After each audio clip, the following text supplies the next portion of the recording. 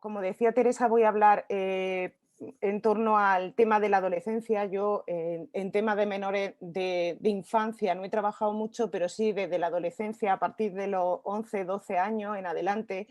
Y voy a hacer un análisis sobre la violencia sexual o las posibles violencias sexuales, algunas de ellas no nos daría aquí tiempo a indagar en muchas más, que sufre la chica en esta etapa adolescente y centrándome también en la última parte de la exposición en el tema de la pornografía como un espacio de poder para la masculinidad hegemónica.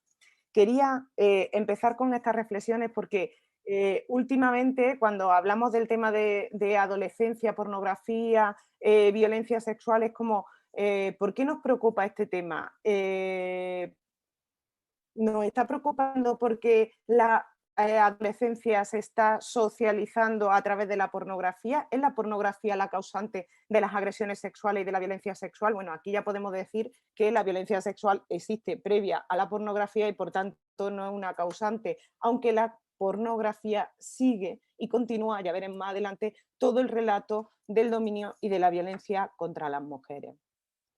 Para empezar, me gustaría centrarnos en la conceptualización de la violencia sexual y para ello retomo una idea de Celia Amorós que a mí me parece fundamental y es que ella dice que conceptualizar es politizar, es pasar de lo anecdótico a categoría.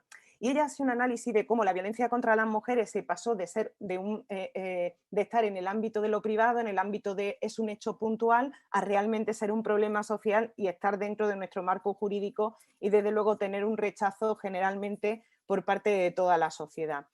Eh, Claro, hemos hecho en el movimiento feminista y hemos hecho desde la teoría feminista un gran esfuerzo, yo me voy a posicionar como socióloga y como feminista, por supuesto, hemos hecho todo un esfuerzo por conceptualizar las violencias machistas. En los últimos años es cierto que estamos centrándonos mucho en conceptualizar las violencias sexuales. Recientemente se estrenaba el documental de Nevenka y desde luego en 20 años ha corrido mucho, hemos avanzado mucho, por lo menos en esa conceptualización política, aunque algunos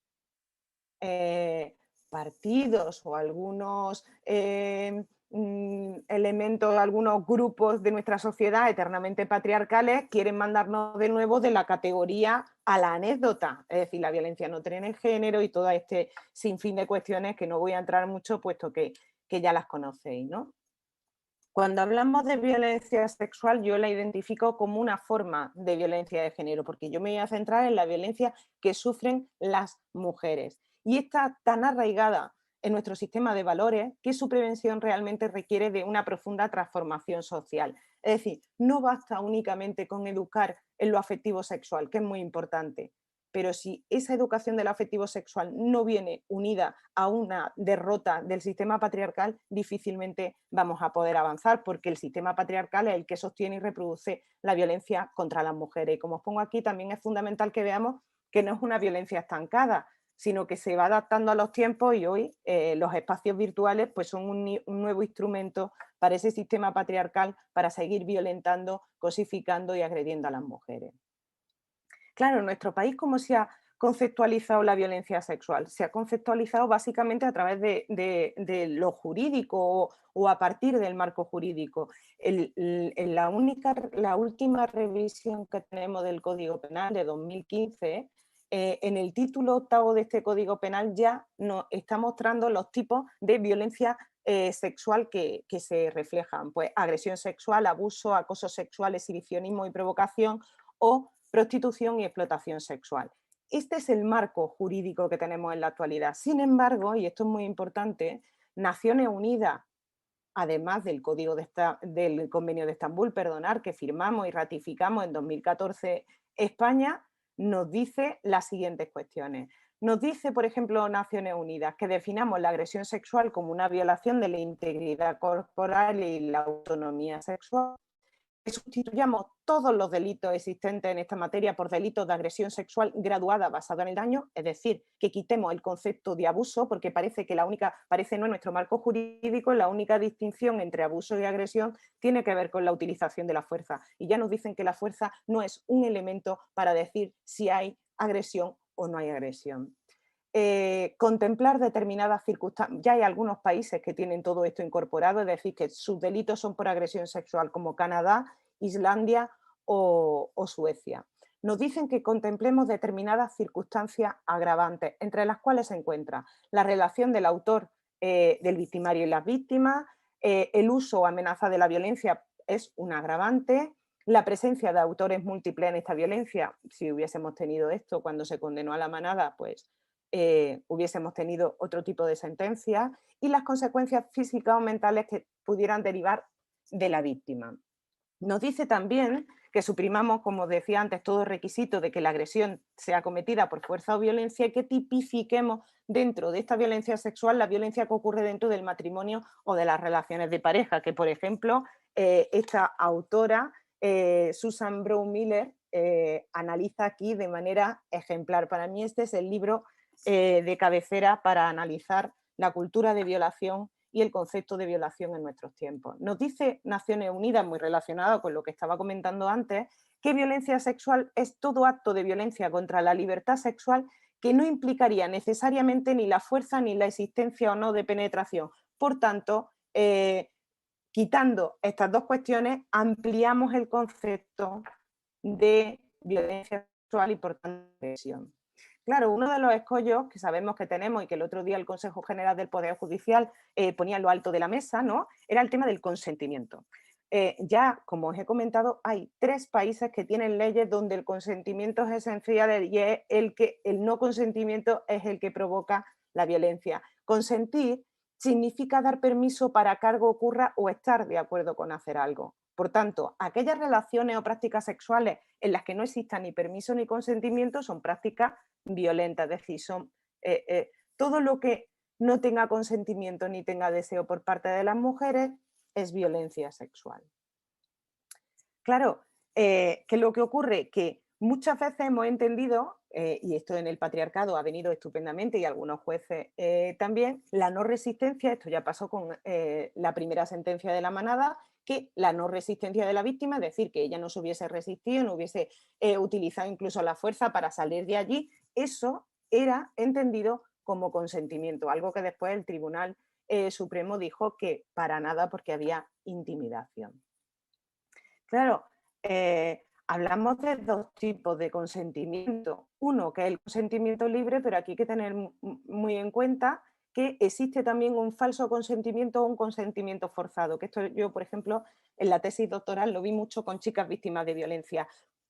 Todas las que habían mantenido relaciones sexuales con el agresor, todas habían sufrido este falso consentimiento, consentimiento forzado, porque habían realizado prácticas sexuales o relaciones sexuales que no deseaban por coacción, por miedo, por chantajes, por amenaza. Y esto hay que ponerlo encima de la mesa. De hecho, yo a veces planteo, siempre que las mujeres que hemos estado o estamos en la heterosexualidad, que somos heterosexuales, siempre que hemos practicado relaciones sexuales lo hemos hecho desde el más estricto deseo o alguna vez no. Esto habría que planteárselo, porque aquí estaría todo este tema del consentimiento.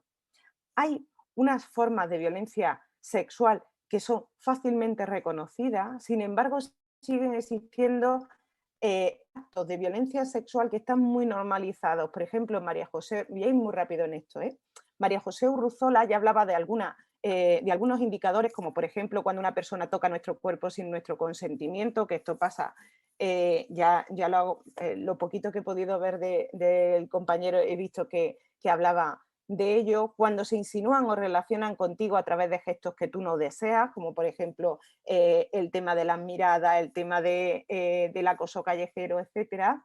Cuando alguien interpreta que un juego de seducción es una justificación para llegar a tu cuerpo cuando no lo deseas, es decir, que yo puedo tontear con quien quiera. Hay muchas chicas, muchas veces las alumnas mías de la universidad me dicen, Carmen, es que algunos interpretan que porque yo tonteé con él, anchas Castilla, ¿no?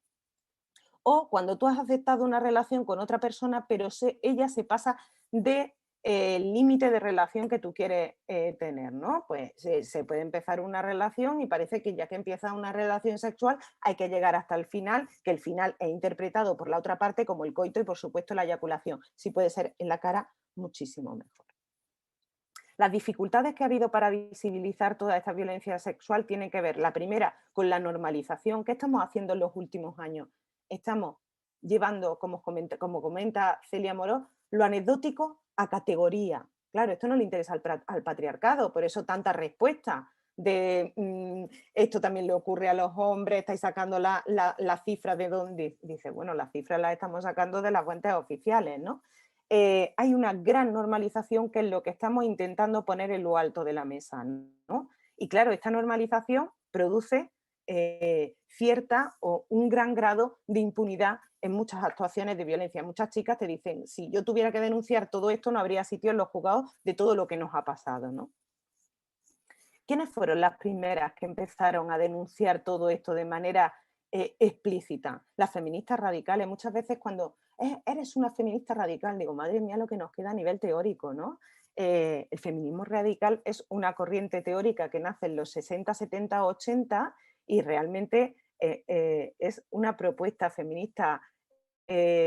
Fueron las que encumbraron esa frase que es tan importante de los personales políticos. Es que lo anecdótico, lo que nos pasaba a las mujeres dentro de los hogares, en los espacios íntimos, eso también es política y por tanto también había que llevarlo a categoría, que es lo que nos habla Celia Morós. Ellas comentaban que el patriarcado tenía tres grandes dictámenes que siguen estando muy presentes. El primero de ellos es que la manera de controlar a las mujeres está muy relacionada con el control de sus cuerpos y en esto Susan Brown-Miller hace un análisis estupendo de cómo el sistema patriarcal quiere controlar a los cuerpos de las mujeres a través de la sexualidad. El segundo es que el espacio público, recordar mujeres, no es un espacio propio para vosotras, por tanto tenéis un riesgo en ocuparlo y cuidado con ocuparlo porque allí están estas manadas, ¿no? Y el tercero es que, claro, que si no queremos que nos pase nada, desde luego somos las mujeres las que tenemos que preservar y guardar nuestra honestidad, que en aquella época era todo el tema de la virginidad y todas estas cuestiones que ni existen. Susan Brown-Miller, en su libro Contra nuestra voluntad, argumentaba ya una idea que a mí me parece esencial, y es que la violación es un proceso de intimidación consciente por parte de los hombres para sembrar la cultura del miedo en las mujeres. ¿Cuántas de nosotras no hemos sido, entre comillas, violadas o agredidas, como interpretamos una agresión, y tenemos esa cultura del miedo cuando vamos por la calle, cuando estamos solas, etcétera? Esa es la cultura del miedo patriarcal a la que tenemos que hacer frente.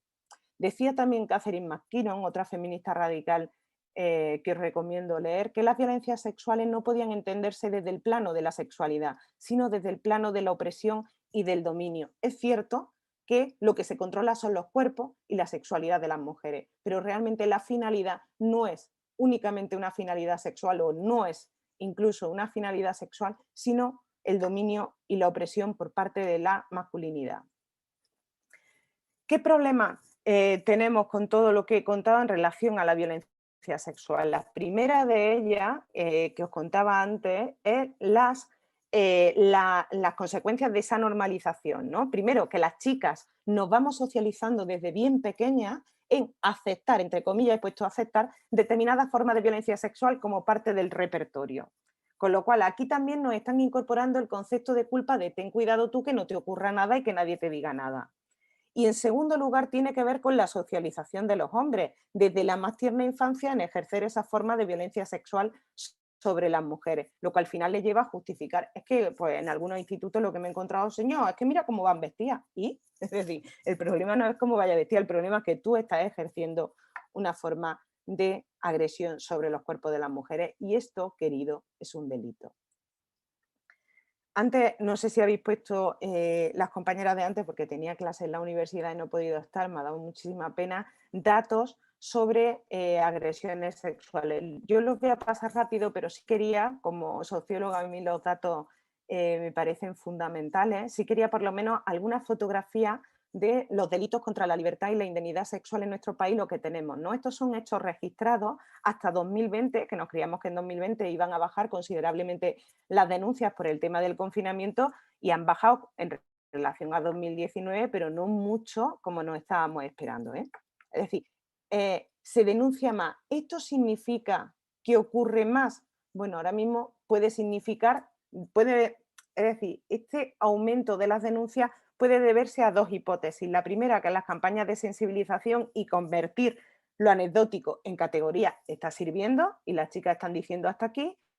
Y aunque aquí hay chicos también, ahora daré los datos. Y la segunda tiene que ver con una respuesta que dan algunas feministas, que es que cuando el patriarcado ve que pierde poder, y esto es muy importante, empieza a utilizar la fuerza como un derecho. Si nos centramos en la columna de 2018, esas 13.811 denuncias, lo que vemos es que un 85% las víctimas fueron mujeres y un 15% hombres. Estamos hablando en general de una violencia sobre los cuerpos de las mujeres, sin olvidar ese 15%, por supuesto. Pero hay una cuestión que preocupa, y es que casi la mitad de las mujeres que fueron víctimas de violencia sexual en 2018 eran menores de edad. Por tanto, tenemos que empezar a atender desde, es decir, a prevenir desde la infancia, pero no a las mujeres, sino a los hombres y a las mujeres también para que detecten esas formas de agresión. ¿A quién se detuvo en 2018? Pues a un 3,2% de mujeres, aquí los porcentajes se dan la vuelta y encima aumenta la distancia y la brecha, se detuvo a un 3,2% de mujeres, la mayoría de ellas por delitos relativos a la prostitución, y la mayoría de quien se detuvo fueron hombres, y ya hay un 9% del total que son menores de edad. Si nos vamos al informe de María José Segarra de 2019, el informe de la Fiscalía de Menores, ya nos dice o nos anota esa preocupación por los menores que están siendo detenidos y condenados por agresiones sexuales. Algunos de estos menores, incluso menores de 14 años, y por tanto inimputables. Si nos vamos a las compañeras de geoviolencia sexual que están haciendo un trabajo ingente para visibilizar este tipo de agresiones fuera del resto de agresiones, pues vemos que en nuestro país en 5 años se han denunciado 211 agresiones sexuales múltiples. Este año ha habido unas cuantas más. Hoy salía en los medios de comunicación también una agresión no múltiple de una expareja a su novia, a su exnovia de 15 años el día 8 de marzo. Tengo que leer bien la noticia, pero esto todos los días nos levantamos con una noticia de este tipo. También preocupa en este tipo de agresiones sexuales múltiples que el 100% de los casos los agresores son hombres y en un 96% las víctimas mujeres. Además, el Ministerio del Interior nos da un dato también significativo, y es que la edad media de los agresores sexuales múltiples es mucho más joven que el resto de agresores. Estamos hablando de una edad media en torno a los 25 años. Por tanto, habría que hacer un análisis también de esa socialización de la masculinidad hegemónica en este tipo de agresiones múltiples. Si nos vamos a los ciberdelitos sexuales, ¿a quién fue víctima de un ciberdelito sexual? Pues vemos que mayoritariamente mujeres en un 71%, pero también un 29% de hombres. El problema es que del total, el 83% de nuevo son menores de edad.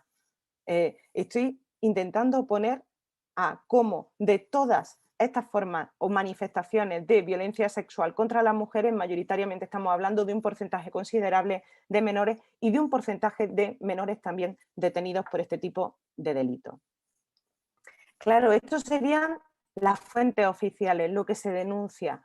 Ahora tenemos que ver las prevalencias, y para ver las prevalencias nos podemos ir a la macroencuesta de violencia contra las mujeres de 2019, que se hizo ese año, y que, por ejemplo, nos dice que violencia sexual fuera de la pareja la ha sufrido un 6,5% de las mujeres de 16 años a lo largo de toda su vida. Estamos hablando de más de 1.300.000 mujeres. Si nos vamos a los últimos 12 meses de 2019, todo el año 2019, nos dice que 103.000 mujeres sufrieron violencia sexual fuera de la pareja de 16 años en adelante.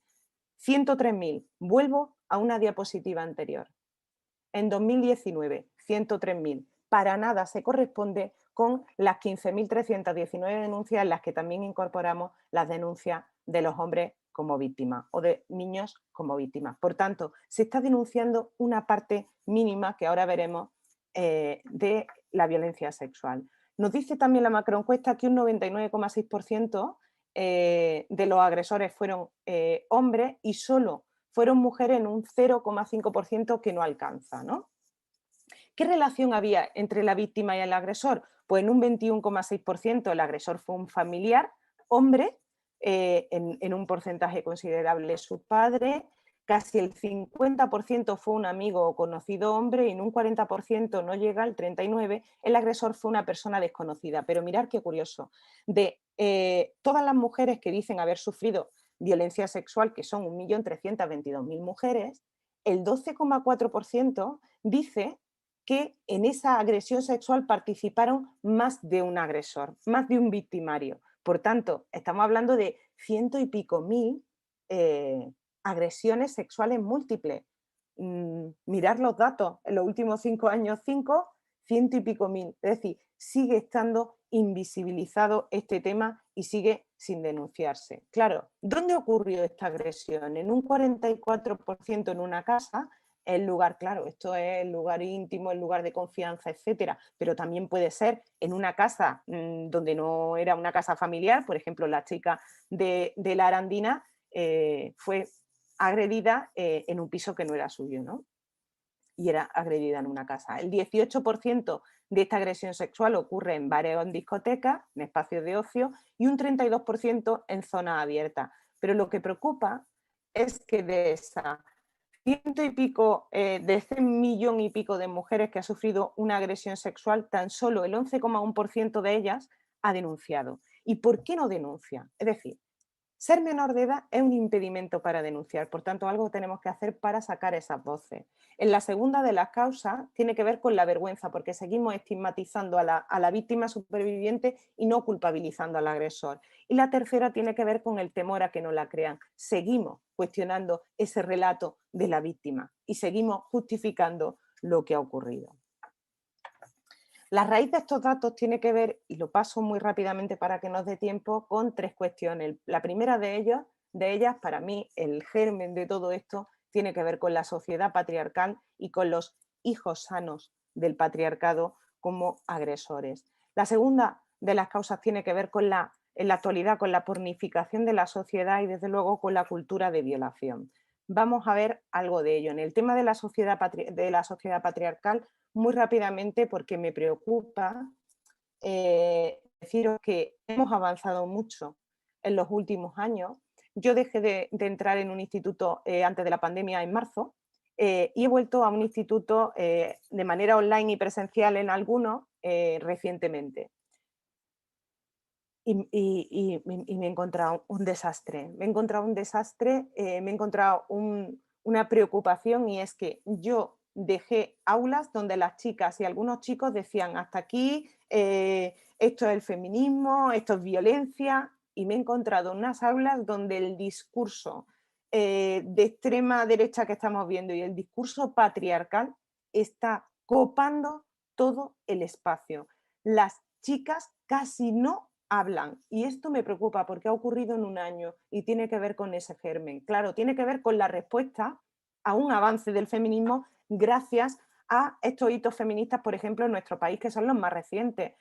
Parece que el feminismo empezó en el caso de la manada. Muchas chicas te dicen, no, es que el feminismo aquí, digo, no, el feminismo tiene 3 siglos de historia y mucha más si tuviéramos en cuenta otras cuestiones, ¿no? Estos son los últimos hitos feministas que es los que hacen que algunas autoras como Nuria Varela o Rosa Cobo hablen de ese inicio de la cuarta ola del feminismo que desde luego está totalmente impregnada por la denuncia de las violencias y de las agresiones sexuales que sufrimos las mujeres. Claro, todo este avance ha hecho que el sistema patriarcal se vaya rearmando y vaya buscando discursos para cuestionar y para volver, como os decía antes, de la categoría de violencia a lo anecdótico. No, esto te ha pasado a ti porque, mira, no, esto tiene que ver con un sistema, con una estructura, ¿no? Otras derivas patriarcales que están ocurriendo tienen que ver con esa pornificación de la sociedad que este concepto de pornificación, una de las primeras, es decir, ya se habla de pornificación en otros textos, pero una de las primeras que habla en su libro de la pornografía o sobre pornografía en Estados Unidos es Pamela Paul, haciendo referencia al proceso por el que en una sociedad nos vamos acostumbrando a ver algo normal cuando antes era algo como vergonzoso, como obsceno, ¿no? Como el capitalismo neoliberal sexual y cómo la sociedad patriarcal van asentando que veamos como normal esa hipersexualización de los cuerpos de las mujeres. Claro, esto se sostiene sobre esos dos pilares, cada uno de ellos le toca su rol. ¿Cuál es el rol del patriarcado? Sexualizarnos, ahora veremos algunos ejemplos. ¿Y cuál es el rol del neoliberalismo? Una vez que yo ya tengo los cuerpos de las mujeres sexualizados, cosificado y deshumanizado, es muy fácil la venta, es mucho más fácil la comercialización, es mucho más fácil la violencia. Estos son ejemplos de esa pornificación de la sociedad, de esa normalización de ver los cuerpos de las mujeres vendibles o los cuerpos de las mujeres fragmentados al servicio del placer-poder de los hombres, como dice Rosa Cobo. Esto también es otro ejemplo de la pornificación de la sociedad, donde en las últimas 3 décadas, 4 décadas, hemos pasado de este modelo de muñecas a este modelo de muñecas cuya única finalidad, es decir, las primeras podían hacer algo, podían ser algo, enfermeras, estaban sexualizadas, sí, pero eran algo.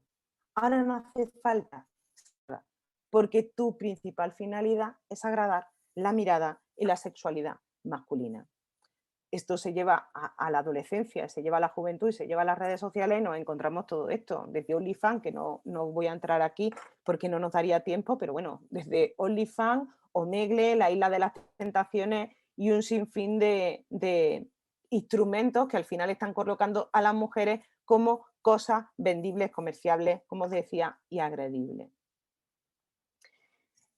La tercera de las consecuencias de esos datos tiene que ver con la cultura de violación, y a mí me gusta mucho, siempre la utilizo, esta definición de Bárbara Tardón y Jesús Pérez, cuando hablan de que es una forma de violencia simbólica que ha tenido, yo digo que ha tenido porque ya no lo tiene, un efecto sedante, porque ha estado tan afectada, tan normalizada, que ha pasado desapercibida. Claro, dentro de la cultura de violación, como os pongo aquí, se incluyen los discursos sociales y los mandatos de género que la justifican. Por tanto, aquí realmente estamos hablando de unos mandatos de género que nos colocan a hombres y a mujeres en posiciones totalmente desiguales. Y desde luego la impunidad que la ampara. Todavía seguimos con los discursos sociales que legitiman la violencia contra las mujeres, con el tema de los mandatos de género y con la impunidad de las agresiones.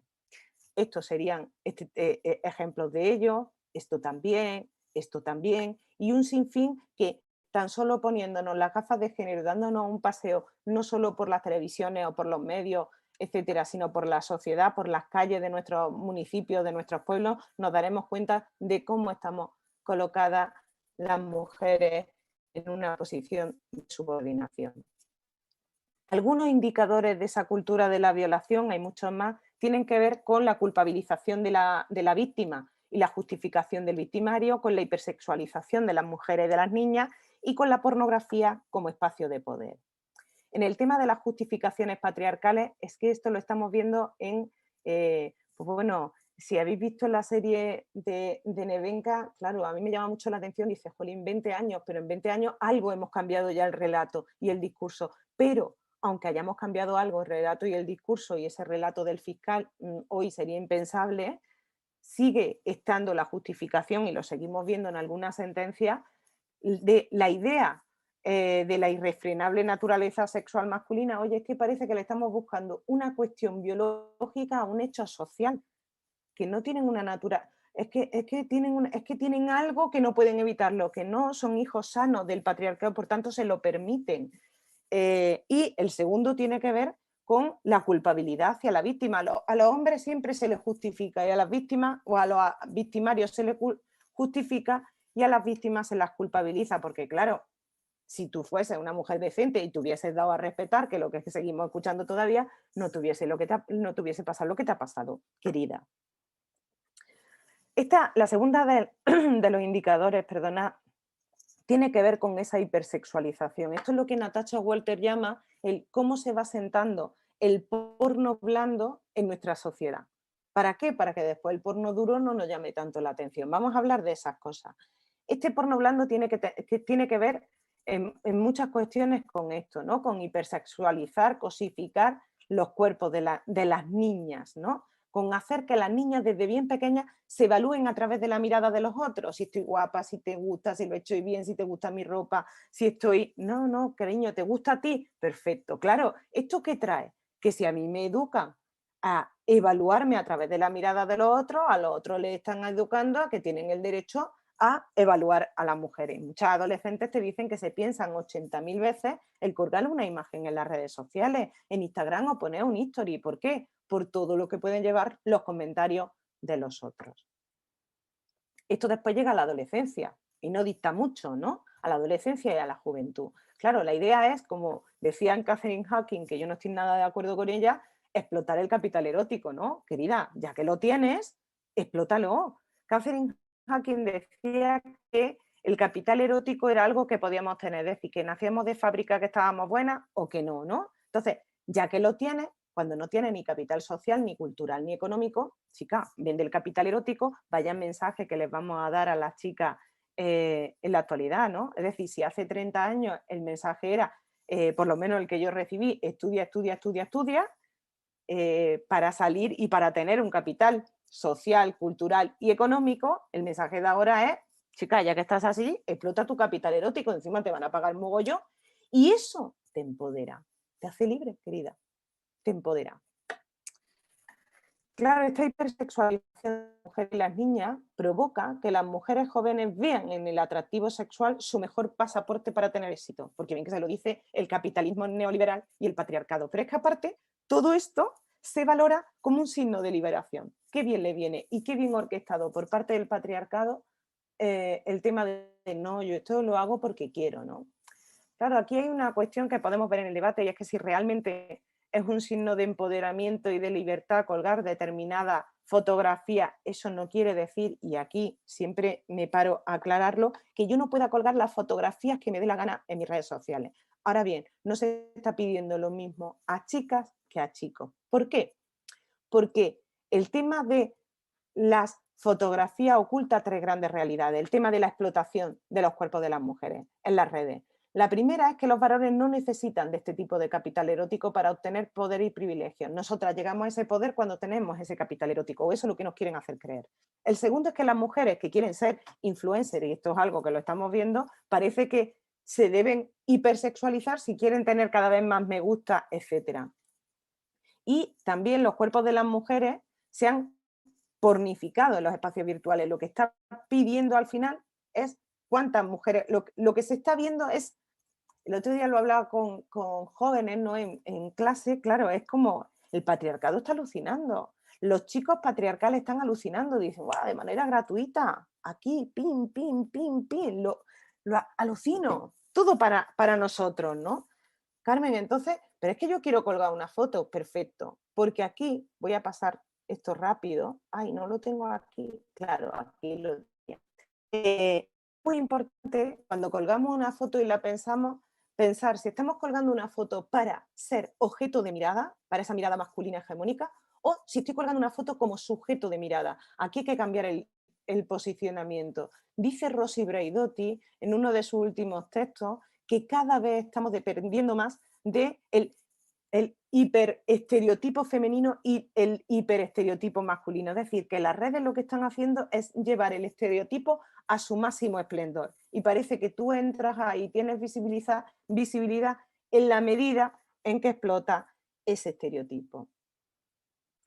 Otro de los indicadores tiene que ver con la pornografía como espacio de poder, y en eso, por ejemplo, tenéis el libro de Rosa Cobo, que lo tengo aquí, pornografía del El placer del poder, que os lo recomiendo, pero al final, ¿qué carácter? De lo que voy a hablar, por supuesto, de la pornografía mainstream, que es la pornografía que tenemos, que tiene tres características básicas. La primera es que de producción mayoritaria, allá donde se tenga internet, se tiene acceso. La segunda es que está dirigida a la mirada masculina heterosexual y la cámara así lo enfoca, como si fuese el deseo de los hombres. heterosexuales y que muestran la violencia explícita sobre las mujeres. Claro, esto es muy importante porque muchas veces dicen, no, es que lo que estamos haciendo es, después hablaremos de ello más, ¿no? Es ficción, es un relato. Marzano nos habla de que cuando estamos ficcionando algo, difícilmente, lo que estamos haciendo de alguna manera, cuando estamos dando una idea de violencia dentro de la pornografía, lo que estamos haciendo es continuar con el imaginario del relato de la violencia contra las mujeres, es decir, que influye. Y después veremos cómo. Esta pornografía se centra en tres cuestiones básicas. La primera es que el deseo masculino siempre, siempre debe ser satisfecho. El deseo masculino en individual o en grupal. Llegan, este es mi deseo, hagámoslo. Todo comienza con la erección masculina y acaba con la eyaculación masculina. Como os decía antes, si es en la cara, mejor.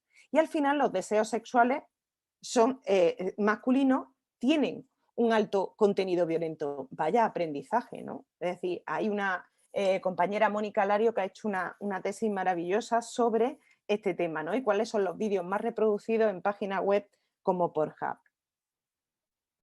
Si nos vamos a darle una vuelta, donde tenemos allí algunos datos, nos dicen que 11 años es la edad media de inicio de la pornografía, aunque ya hay criaturas con menos años, como dice el informe de Lluís Ballester y Carmen Orte. Que hay en el mundo 750 millones de webs, y esto es un poco lo que habla Sheila Jeffrey en su libro La industria de la vagina. Estamos hablando de un mercado que explota los cuerpos de las mujeres y que obtiene 97.000 millones de dólares cada año únicamente con el tema de la pornografía. Estamos hablando de que es un mercado que tiene que ver con la explotación de los cuerpos de las mujeres. No nos olvidemos, en todas sus manifestaciones. Estas son las webs pornográficas que más se ven en nuestro país.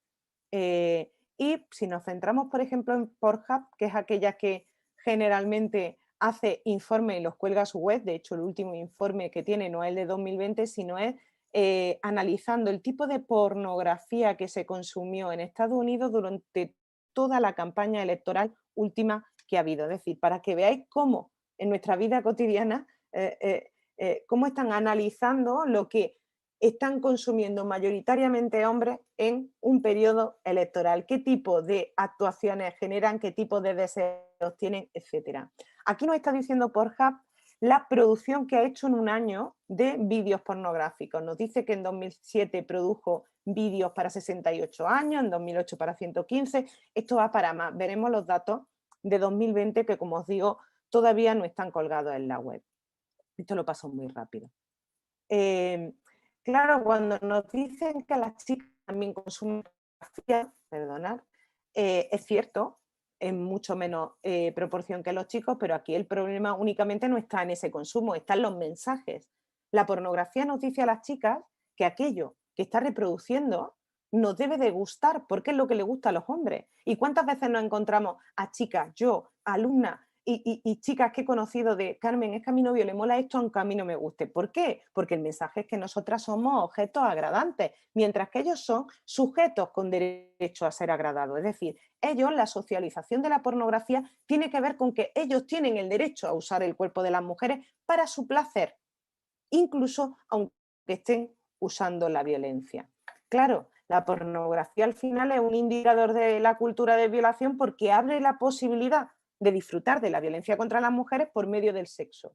Ya dice Ana de Miguel, si hay sexo de por medio, cualquier violencia está legitimada. Qué gran frase de esta maestra, ¿no? Estas son algunas de las investigaciones recientes que se han hecho en nuestro país. Por ejemplo, aquí nos dice que en torno al 15%, voy a ir a los datos más concretos, en torno al 15%, especialmente los chicos que han participado en esta investigación, ya afirman tener algún tipo de dependencia o de adicción a la pornografía. También hablan de que un 25% de ellos opina que la pornografía afecta a la imagen que tienen sobre las mujeres, por supuesto. Me parece poco el porcentaje. Esta investigación también me resulta muy interesante, la de Save the Children, que nos dice que un 52,1% piensa, estamos hablando de menores, piensa que el consumo de pornografía ha influido bastante en sus relaciones sexuales. Y este dato ya destierra el argumentario de la industria pornográfica. Lo que hacemos es ficción. No, la ficción no se lleva a la práctica. Cuando se lleva a la práctica se llama socialización, se llama aprendizaje y se llama ideología. No me digas que estás haciendo ficción, porque además lo que ocurre está ocurriendo realmente. Hay una investigación muy buena y muy reciente de Canadá en la que se evalúa las asociaciones entre tres cuestiones importantes con jóvenes de 19 a 30 años. Se evaluó la exposición al sexo duro a través de Internet. ¿Qué identifican como sexo duro? Estas 7 prácticas: tirar del pelo, azotar, rascar, morder, bondage, fisting y doble penetración. La exposición a ese tipo de sexo, el deseo de ese tipo de sexo al que se ha estado expuesto y la participación de ese tipo de sexo teniendo en cuenta el género y la orientación del deseo. Pues nos dicen que más del 80% de quienes han visualizado material sexual explícito, pornografía, llevan a cabo uno o más de un comportamiento, tirar del pelo, etcétera, de esos 7 que han elaborado, llevan a cabo uno o más de un comportamiento sexual agresivo, la mayoría hombres. De nuevo, estamos viendo en este tipo de investigaciones que cuando se socializan algo, lo que se está haciendo es construir el deseo de dominio y de violencia, y desde luego erotizarlo. Dice Peter Thiel que la pornografía separa la sexualidad de los hombres del mundo afectivo, contrarresta la igualdad de género, fomenta la irresponsabilidad reproductiva de los hombres, así como la aceptación de la violencia contra las mujeres y, desde luego, como bien dice él y Rosa Cobo, la maestra Rosa Cobo, es el marketing de la prostitución. Yo esto lo analicé en una investigación que hice en el año 2014 para el Ayuntamiento de Granada. Aquí es donde empecé a ver la importancia de la pornografía y cómo se empezaba a relacionar pornografía con violencia. Algunas de las preguntas que me hicieron las chicas de manera anónima ya implicaban esa violencia. Por ejemplo, ¿estaría mal si lo hiciera solo por miedo a que me dejase? Contaba, son de cuarto de la ESO, primero de bachillerato. ¿Es normal que te enfades si tu novio cuenta a los amigos cómo ha ido la relación sexual?